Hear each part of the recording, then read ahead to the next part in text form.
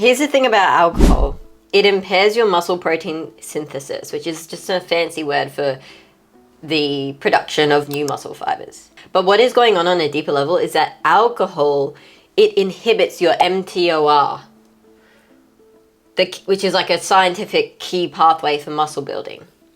You can see it on the diagram. It's literally just like this funnel per se, which spurts out cell growth and proliferation, cytoskeleton dynamics, cell proliferation and survival and things like that from a growth point of view. If you look at a further breakdown of mTOR1 and mTORC2, you don't need to understand that on such a deep level. All you need to understand is that it inhibits mTOR, meaning mTOR now doesn't work as well.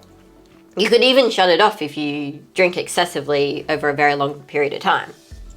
So the studies that we have to this point, and the analyses and the data that we have today shows that between 20 to 30% of muscle is reduced post-drinking, meaning your ability to grow muscle is reduced by 20-30% post-drinking.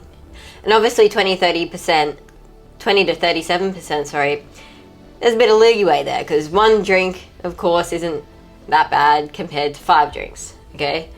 But the best thing is to just not drink. I'm not gonna lie to you.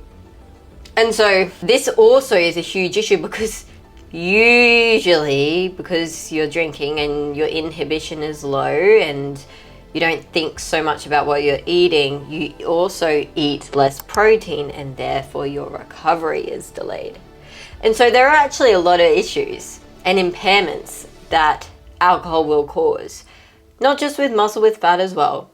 But when we understand these things on a much deeper scientific level, we start to realize how one drink can cause all of these things. And then if we double that one drink to 2 drinks or 3 drinks or 4 drinks or 5 drinks, then obviously all of these other issues are going to be even more severe and even more heightened.